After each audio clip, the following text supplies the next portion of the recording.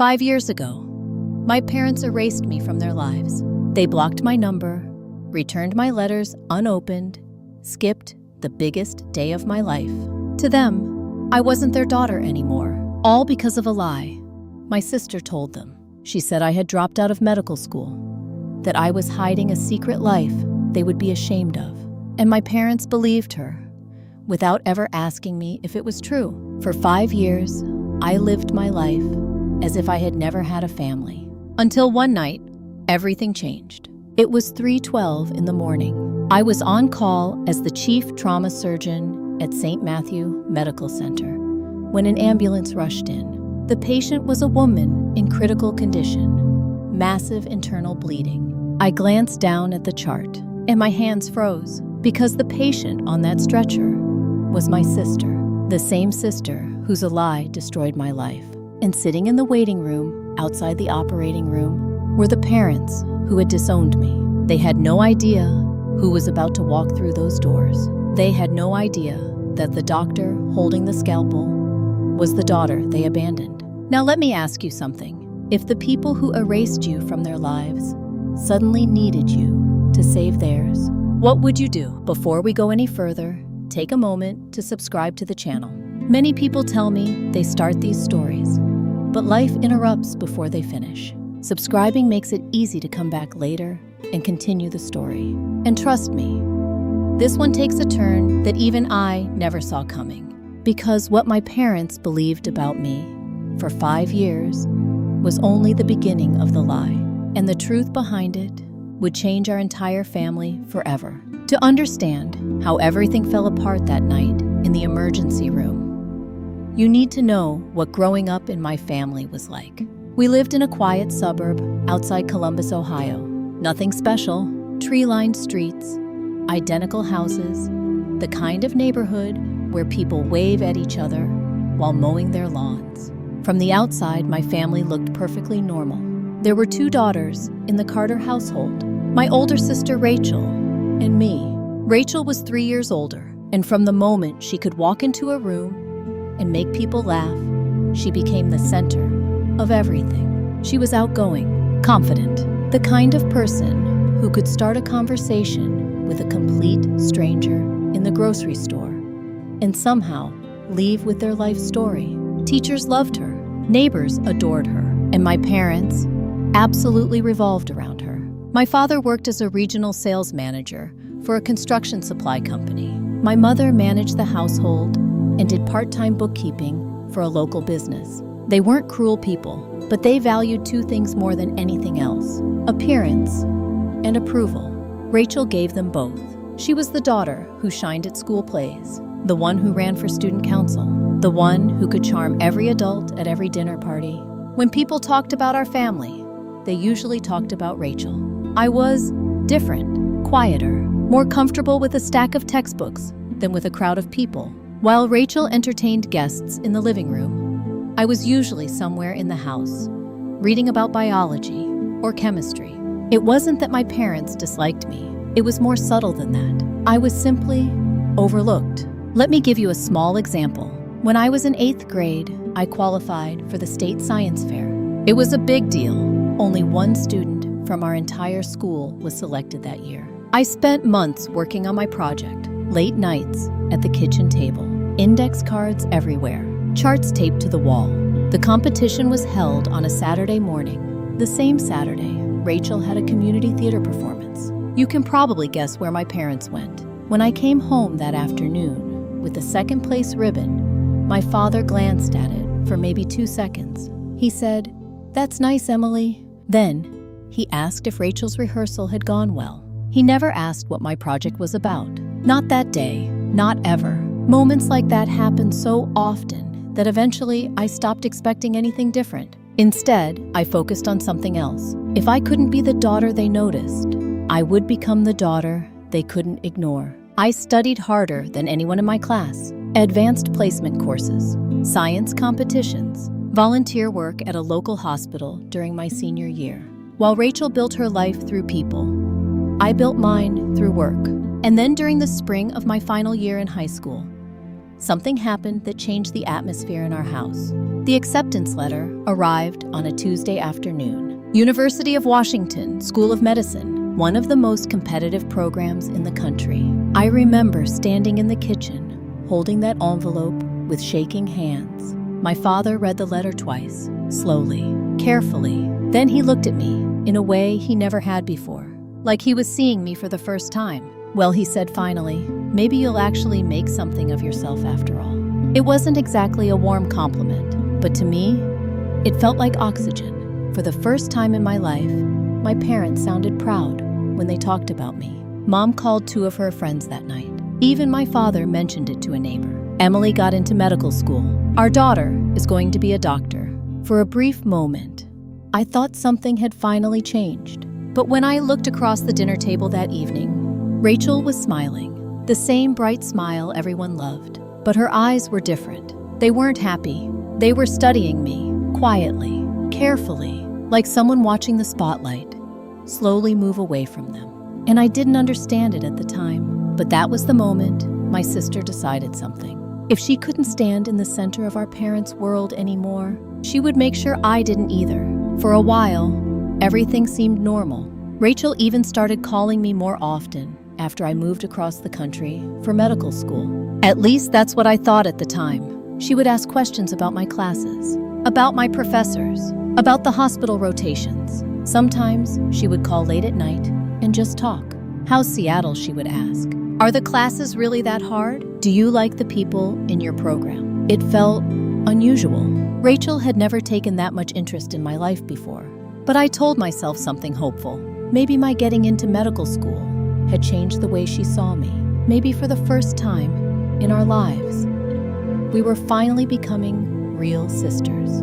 So I told her everything. The long study nights, the pressure, the excitement of being in an operating room for the first time. Every detail. I had no idea I was handing her the very information she would later use against me. By my 3rd year of medical school, life had become intense. Medical school has a way of stripping your life down to 2 things: work and exhaustion. But I had one person who made those years bearable. Her name was Hannah Brooks. Hannah was my roommate and closest friend. She had grown up in the foster care system. No parents, no extended family, just a stubborn determination to become a doctor. We studied together, survived exams together, pulled all-nighters, fueled by bad coffee and vending machine snacks. She was the closest thing to family I had during those years. Then, one August morning, everything changed. Hannah was diagnosed with stage 4 pancreatic cancer. The doctors were blunt. The prognosis was terrible. Within a week, she had started chemotherapy. Within a month, she could barely stand without help. She had no one, no parents to drive her to treatments, no siblings to sit beside her during the worst nights. So I went to the dean's office and explained the situation. Medical schools have procedures for situations like this. Compassionate leave, caregiver leave. I filed the paperwork. 1 semester away, my place in the program would be held until I returned in the spring. Everything was official. Everything was documented. And during that time, I stayed with Hannah. I drove her to treatments. I slept in a chair beside her hospital bed. Some nights, she was in so much pain that the only thing I could do was hold her hand and talk until the medication kicked in. One evening during a quiet moment in the hospital room, I called Rachel. I don't know why I did. Maybe I just needed to hear a familiar voice. I told her everything. About Hannah, about the leave of absence, about how I planned to return to school in January. Rachel's voice was soft, sympathetic. "Oh my God, Emily," she said. "That must be so hard. Take all the time you need. And don't worry, I won't tell Mom and Dad. They'd only panic." At the time, those words felt comforting. 3 days later, my phone rang. It was my father.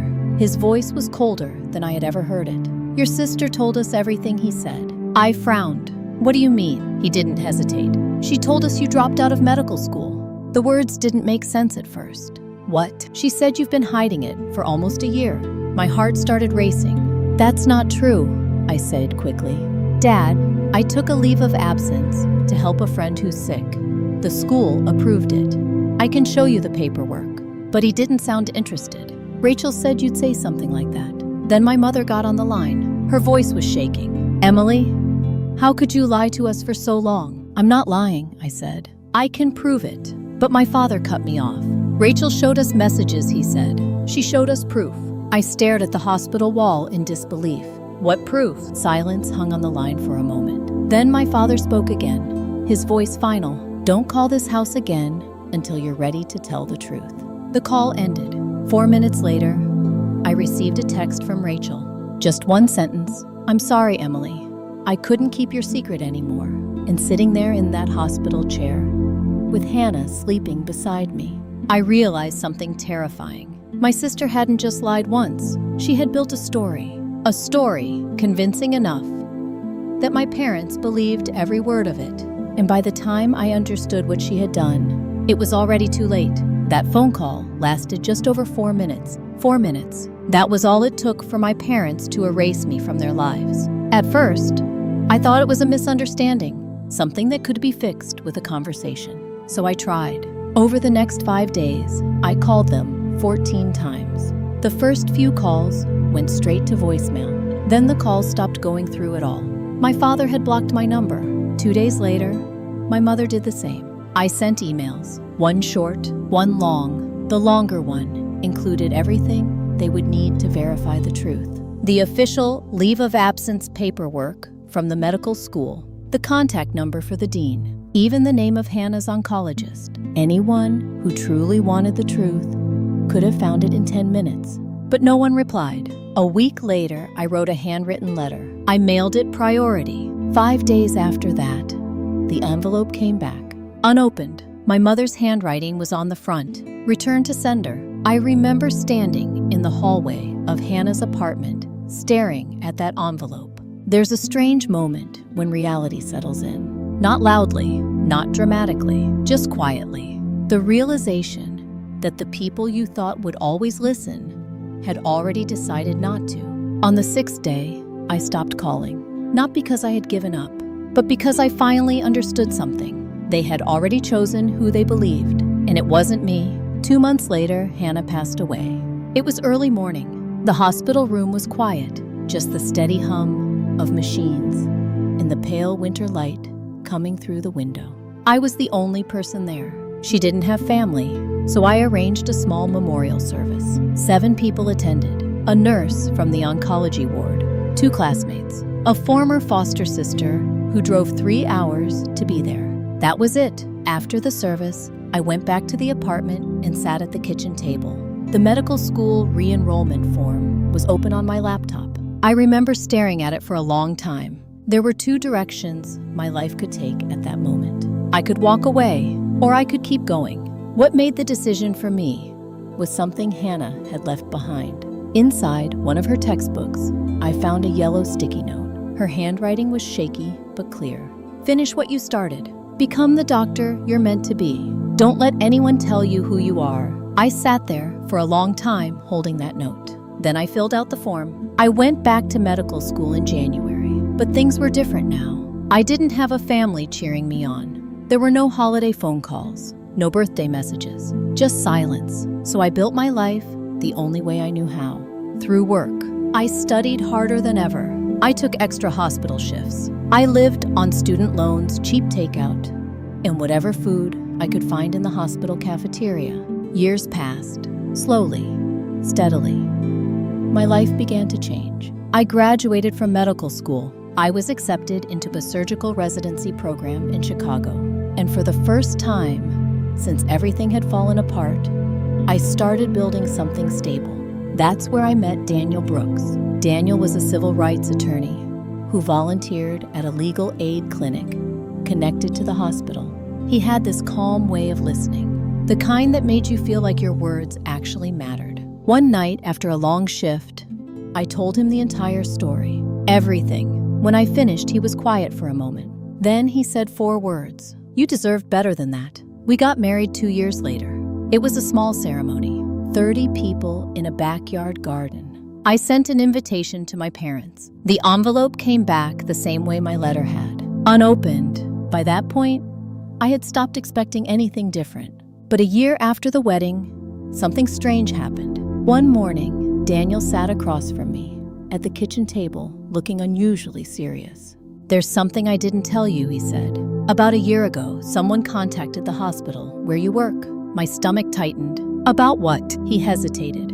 "They were asking questions about your credentials. They wanted to know if you had ever been disciplined or if your medical license was legitimate." I stared at him. "Who would do that?" Daniel shook his head slowly. "I had a colleague trace the inquiry." He paused. "The IP address came from your hometown." For a long moment, neither of us spoke, and in that silence, a thought slowly formed in my mind. A disturbing one. My sister hadn't just lied once. She had been watching my life from a distance, and she had been looking for any way possible to destroy it. I didn't confront her. I didn't call my parents. By then, I had learned something important. Sometimes, the truth takes its own time to surface. And when it finally does, it arrives in ways no one could possibly predict. What I didn't know then was that moment was already racing toward me at nearly 60 miles an hour, inside a car that was about to run a red light. The pager woke me up at 3:07 in the morning. Anyone who has worked in a hospital knows that sound. It cuts through sleep instantly. I reached over, picked it up, and read the message glowing on the screen. Level 1 trauma, female patient, severe internal bleeding, ETA 8 minutes. Within seconds, I was out of bed, scrubs on, hair tied back, shoes on while walking down the hallway. My husband Daniel lifted his head from the pillow. "Everything okay?" he murmured. "Trauma call," I said. He nodded and fell back asleep as I grabbed my keys. The streets were almost empty that night. Cold January rain slicked the pavement. By the time I pulled into the hospital parking lot, the ambulance siren was already echoing in the distance. Inside the trauma bay, the team was assembling quickly. Nurses preparing IV lines, residents pulling on gloves, anesthesiology setting up equipment. I grabbed the tablet from the charge nurse and opened the incoming patient chart. Then I stopped walking. The name on the screen felt unreal. Rachel Carter. For a moment, the sounds of the emergency room faded. The beeping monitors, the rolling carts, the voices of the staff. Everything seemed distant. My sister, my charge nurse, looked at me. "Dr. Carter." I blinked and handed the tablet back. "Prep Trauma Bay 2, I said calmly.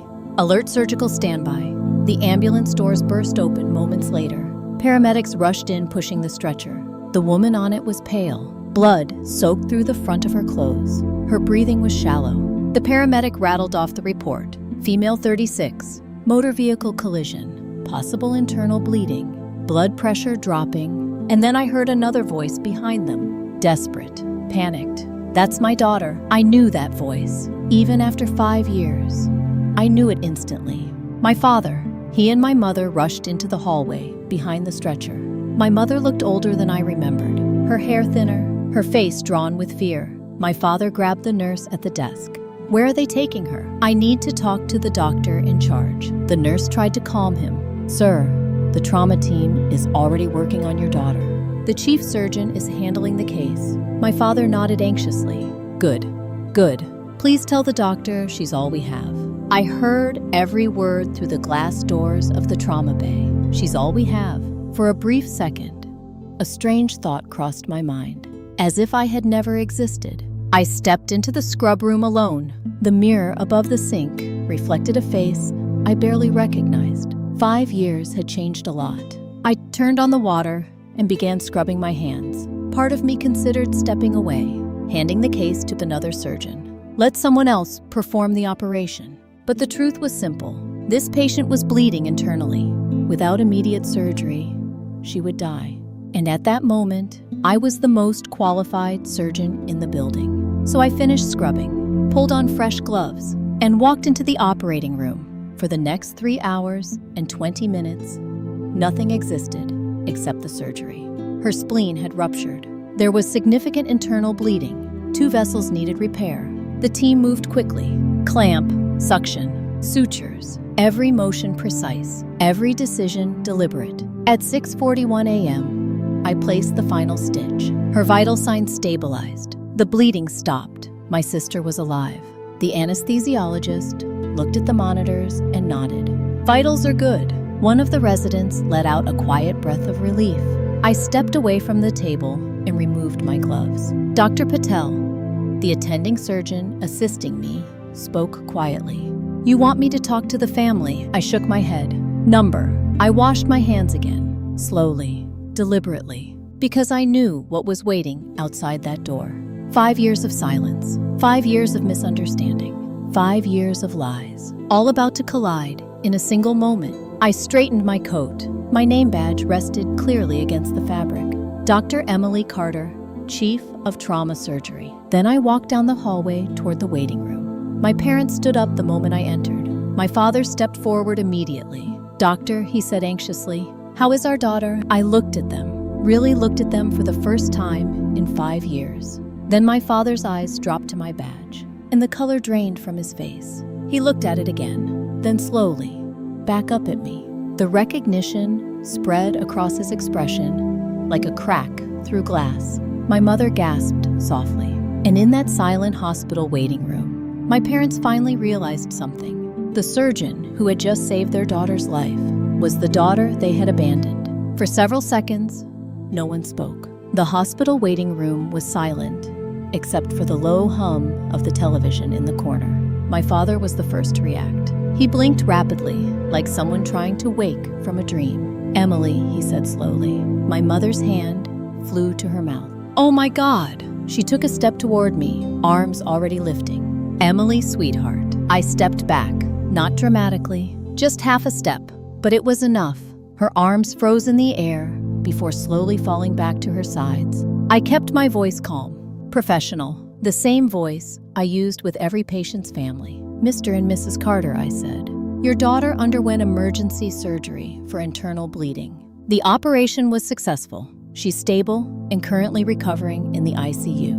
They stared at me, not like parents looking at their child, like strangers trying to solve a puzzle. My father's eyes kept drifting back to my badge. "You're a doctor," he said quietly. "I am. But Rachel told us." He stopped himself. My mother's voice trembled. "She told us you dropped out of medical school, that you disappeared, that you wouldn't answer our calls." I let the silence sit for a moment. Then I spoke carefully. None of that was true. My father looked stunned. "But she showed us messages." "I never sent those messages." My mother shook her head slowly, confusion spreading across her face. "We thought you were ashamed of us," she whispered. "I called 14 times in the first week," I said. "I sent emails with my school's documentation attached. I mailed a handwritten letter." My mother's eyes widened. "The letter," she said softly.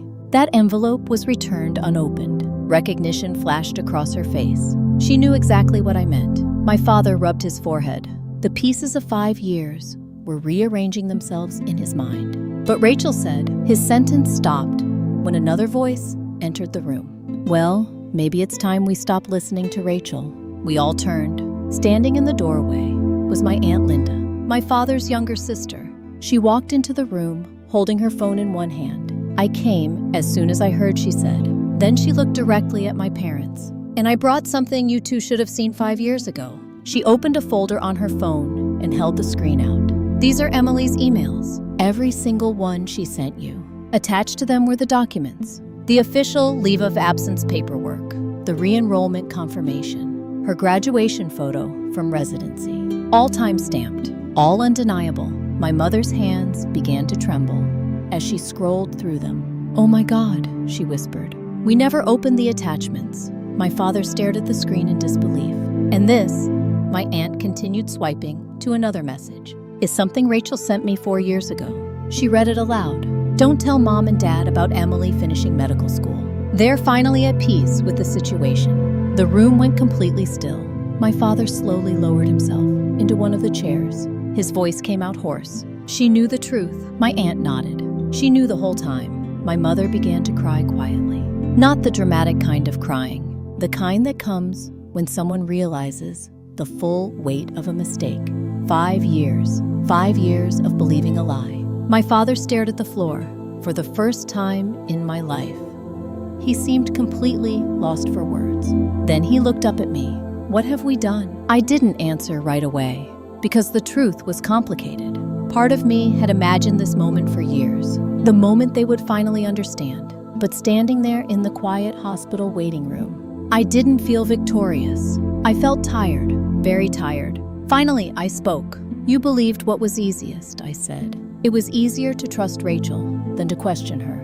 My mother wiped her eyes. "Emily, we are so sorry." I nodded slowly. "I believe you are, but sorry is only the beginning." They both looked at me. "If we're ever going to have a relationship again," I continued, "it has to be built on something different. Honesty, accountability, and time." My father nodded slowly. For once, he didn't argue. Behind the glass doors of the ICU machines beeped softly. My sister was alive. The truth was finally out. But what happened next would determine whether our family could ever truly heal. Stories like Emily's are more common than people think. As someone who has spent many years studying family relationships, I can tell you that the most painful conflicts rarely begin with cruelty. They begin with something much quieter. Assumptions, unquestioned loyalties, and the dangerous comfort of believing the version of the story that feels easiest. In Emily's case, the damage did not come from a single lie. It came from something deeper, a family pattern that had existed long before that lie was ever told. One child who was always believed, another who was quietly overlooked. When those roles exist long enough, they become invisible. People stop questioning them. And that is how a misunderstanding can last, not for days, but for years. But there is another part of this story that matters just as much. Emily had every reason to walk away forever. She had built a life without her parents, a career, a marriage, a future that no longer depended on their approval. And yet, when the moment came, she still chose to save her sister's life. Not because the past had been forgiven, not because the pain had disappeared, but because the kind of person Emily had become would not allow her to do anything else. That choice tells us something important. Healing in families rarely happens through dramatic apologies or grand gestures. More often, it begins with something very small, a conversation, a willingness to listen, or even something as simple as setting 4 plates at a kitchen table again. If this story made you reflect on your own family, you are not alone. Many people watching this have experienced similar moments where trust was broken, or where the truth arrived years later than it should have. If you found meaning in Emily's story, consider taking a moment to support the channel by liking the video. It helps stories like this reach more people who may need to hear them. And if you enjoy thoughtful stories about family resilience and the complicated ways people find their way back to each other, make sure you subscribe. Many viewers tell me they like listening to these stories while relaxing in the evening or during quiet moments in their day. Subscribing simply makes it easier to return whenever a new story is shared. Because sometimes the most powerful stories are not about revenge. They are about what happens when the truth finally arrives, even after 5 long years. And when it does, it has a way of changing everyone involved. Thank you for spending this time here with me. And until the next story, take care of the people who matter to you.